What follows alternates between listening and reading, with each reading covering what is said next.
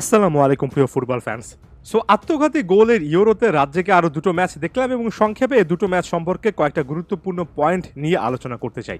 France শেষ পর্যন্ত বেলজিয়ামের কাছে 1-0 গোলে জিতেছে। অন্যদিকে ক্রিস্টিয়ানো রোনালদো পেনাল্টি মিস করার পরও শেষ পর্যন্ত ডিয়েগো কস্টা গোলকিপারের অসাধারণ পারফরমেন্সের মাধ্যমে পর্তুগাল ঠিকই কোয়ার্টার ফাইনালের টিকিটটা নিশ্চিত করছে এবং সামনে পর্তুগাল এবং ফ্রান্সের কোয়ার্টার ফাইনালের খেলা, তার আগে জার্মানি এবং স্পেনেরও খেলা আছে। কোয়ার্টার ফাইনালের ফিক্সারটা সত্যিকার অর্থে এক্সাইটিং হচ্ছে এই সাইড থেকে।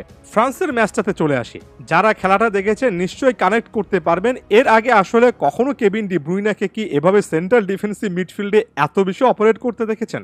সবচেয়ে বড় সত্য হচ্ছে বেলজিয়াম যাদের একটা সোনালী প্রজন্ম ছিল তারা শেষ পর্যন্ত ট্রফি লেস থাকলো এবং বর্তমানে যে দলটা নিয়ে কেভিন ডি ব্রুইনারে এসেছিলেন সেখানে আগের সেই মিডফিল্ড টু ফাইনাল থার্ডের অ্যাটাকিং ফ্লেয়ারটা নেই, যে কারণে বেলজিয়ামের এই দলটাকে কখনোই মনে হয়নি যে আক্রমণাত্মক ফুটবলে পশ্চা তারা সাজাতে পারবে। একেবারে লো ব্লক ডিফেন্সই তাদের একটা ট্যাকটিক্স ছিল এবং কেন এ ধরনের ট্যাকটিক্স নেওয়া হয়েছে সেটা লজিকও কিন্তু বুঝেছি। বেশ কয়েকটা হাফ চান্স ফ্রান্স ক্রিয়েট করেছে, বেশ কয়েকটা হাফ চান্স কিন্তু বেলজিয়ামও পেয়েছিল। যেমন ইয়ানিক কারাস্কো এ প্লেয়ারটা গোলকিপারকে একবার একা পেয়েছিলেন, একবার কেভিন ডি ব্রুইনের জোরালো শট মাইক মাইগ্রান ফিরিয়ে দিয়েছিলেন, লাখটাও পক্ষে ছিল না। অন্যদিকে ফ্রান্সের বেলায় একটা জিনিস তো একেবারে স্পষ্ট, এখন পর্যন্ত ওপেন প্লে থেকে ফ্রান্স কোনো গোল করতে পারেনি।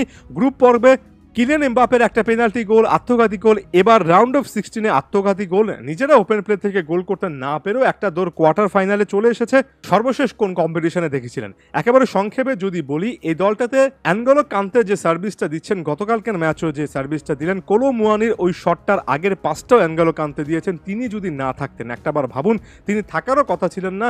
দিদিয়ের দেশম শেষ মুহূর্তে এসে তাকে নিয়েছেন, অনেককে সারপ্রাইজ করেছেন এবং জাতীয় দলের এই কোচরা যে কতটুকু ভালোভাবে খেলোয়াড় পর্যবেক্ষণ করেন সেটা কান থেকে দেখলে বোঝা যায়।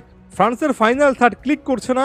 কিলিয়ান এমবাপে ভালো খেললেও তার সে বিধ্বংসী রূপটা দেখাতে পারছেন না এবং নাম্বার 9 নিয়ে বড় রকমের একটা সমস্যা আছে।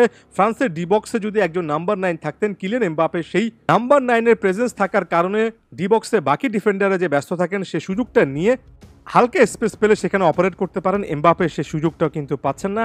আতোয়ান গ্রিজমান আছেন, তবে আতোয়ান গ্রিজমান যে পরিমাণ ডিফেন্সিভ ওয়ার্ক রেট রাখেন, সত্যিকার অর্থে মার্কাস থুরাম যে পজিশনটাতে খেললেন সে নাম্বার 9 পজিশনে আরো বেটার সার্ভিস ফ্রান্সের এই দলটা দরকার।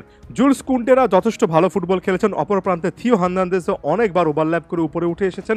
দুই ফুল ব্যাকের ভালো খেলার কারণে শেষ পর্যন্ত ফ্রান্সের সুযোগ ছিল, যেটা তারা শেষ মুহূর্তে এসে কাজে লাগিয়েছে। তবে এখন পর্যন্ত সুন্দর ফুটবল আমরা দেখিনি। পর্তুগাল এবং স্লোভেনিয়ার বিপক্ষে ম্যাচে ক্রিস্টিয়ানো রোনালদোর সেই পেনাল্টি মিসটা নিয়ে অনেক বেশি করে আলোচনা চলবে। রোনালদোকে এভাবে কাঁদতে দেখাটা ফুটবল ভক্তদের জন্য বড় রকমের আফসোসের ব্যাপার হতো। তবে 3-3টা শট ঠেকিয়ে ডিয়েগো কস্তা পর্তুগালকে টেনে তুলেছেন।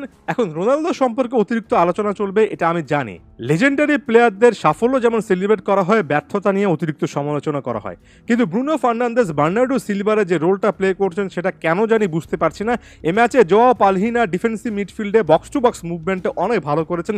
ভিতিনাও কিন্তু একটা ভালো সার্ভিস দিচ্ছিলেন, কিন্তু ফাইনাল থার্ডে এসে একমাত্র রাফায়েল লিয়াও ছাড়া Bruno Fernandes, Bernardo Silva overall কি রোলটা প্লে করছেন সেই জিনিসটা আমি বুঝলাম না।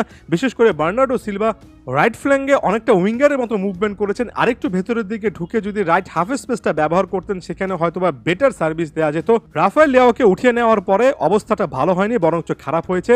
এত বেশি আক্রমণে ওঠার পরেও কিন্তু পর্তুগাল ক্লিয়ার কাট খুব একটা বেশি চান্সেস ক্রিয়েট করতে পারেনি। এই দায়টা কিন্তু রোনালদোর না, এই দায়টা রোনালদোর পেছনে যারা ক্রিয়েটিভ রোলগুলো প্লে করছেন তাদের। তাই ঢালাওভাবে একক সমালোচনা করলে ব্যাপারটা জাস্টিফাইড হয় না।